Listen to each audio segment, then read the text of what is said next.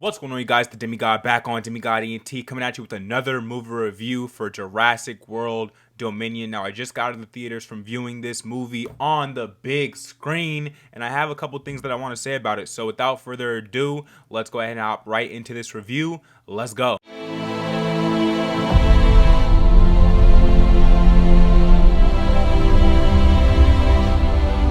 Jurassic World Dominion, the third in this Jurassic World trilogy. Now, of course, like I believe the sixth in the overall Jurassic Park, franchise, universe, whatever you'd like to call this.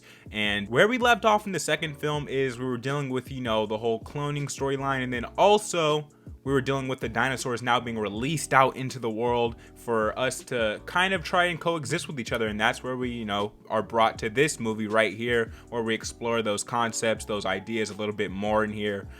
Plus some other things that this movie likes to do inside of here. Now, with this film, of course, we're getting our original cast from the Jurassic World that we've been building with throughout this entire new trilogy, but also we get a return to form from some of the original characters from Jurassic Park back in the day, and that was really cool to see them back on screen. Definitely enjoyed that. Definitely a lot of fan service inside of this movie, lots of references to those first movies that, maybe went over my head a little bit and maybe I didn't catch. However, overall, you could still watch these movies. You could start on Jurassic World, watch the whole trilogy through, and you'll understand pretty much everything that's going on here. Now, more specifically, diving into the plot of this movie, I feel like the story here needed a bit more focus. It was a bit convoluted. We were dealing with things we didn't need to be dealing with.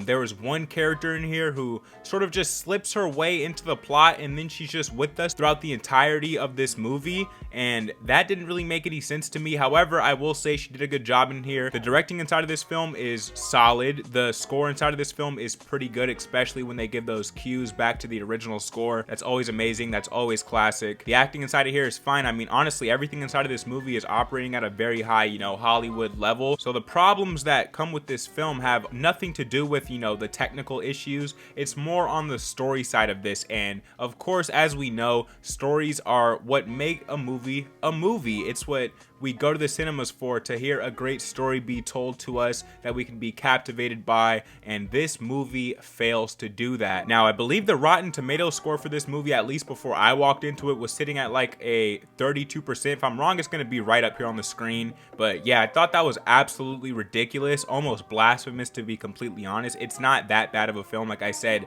the technical issues, all those things, they're solid inside of this movie. None of that is done wrong. It's the story, and the story isn't even necessarily bad. It's just boring. That was the main thing in my head when I walked out of this film, is it was just boring to sit through. Now, don't get me wrong, there's really good moments inside of here, a few good scenes inside of here, some clever dialogue, especially from Jeff Goldblum. He is fantastic inside of this movie. He pretty much stills almost every scene he's in with the dialogue and just the way he pronounces his words. He's always just playing himself on camera, and hey, I don't mind that because I love me some Jeff Goldblum inside of these films. Another thing I wanted to touch on inside of this film is the villain. Now, the villain inside of this movie is a very Tim Cook from Apple, Steve Jobs almost. He reminds me of, the way he comes across on screen is very casual, very normal. He doesn't, appear villainous in any sort of way. The way he interacts with people, the way he treats people, his dialogue, even his personal motives, they don't seem malicious in any way,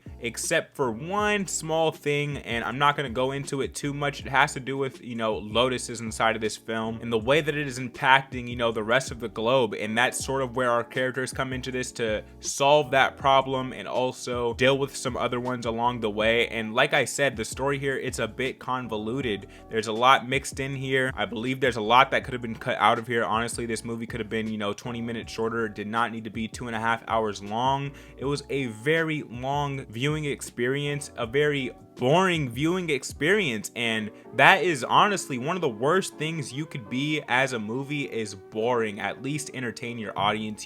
We all got ready, came to the theater to experience this escapism on the big screen that we all like to do, and when you could just care less and you're not involved in the story, you're not behind the characters that you're watching on screen, it just makes for a lackluster experience. And that is pretty much what I have to say about Jurassic World Dominion. Now, like I said, don't get me wrong, this is not a bad movie by any means. However, it's not a great movie, and I would say it's hardly a good movie. Where I would place this is average. That's what I would say. This is just an average movie. If you're going to go out and see this, make sure you do it as a matinee, you know, half priced, or make sure you just wait to see it at home. There's no really rush to see this. It's one of the most lackluster blockbusters I've seen all summer. And man, with that being said, let's just go ahead and drop the rating for this movie. I give Jurassic World Dominion a 6 out of 10. It gets the 6 out of 10. Again, not a bad movie necessarily. I wouldn't say it is. I would just say it is average. If you're going to watch a blockbuster this summer, just go see Top Gun Maverick again, honestly, if you haven't seen it already, which, by the way, I did do a review for Top Gun Maverick. You can view that right here.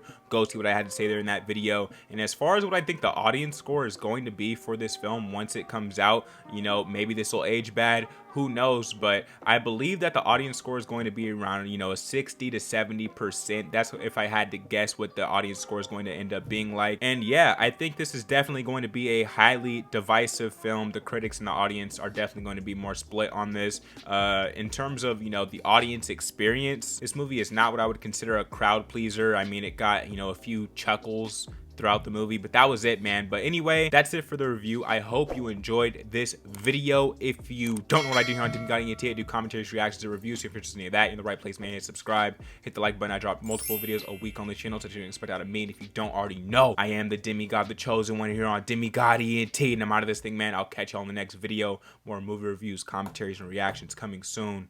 Peace.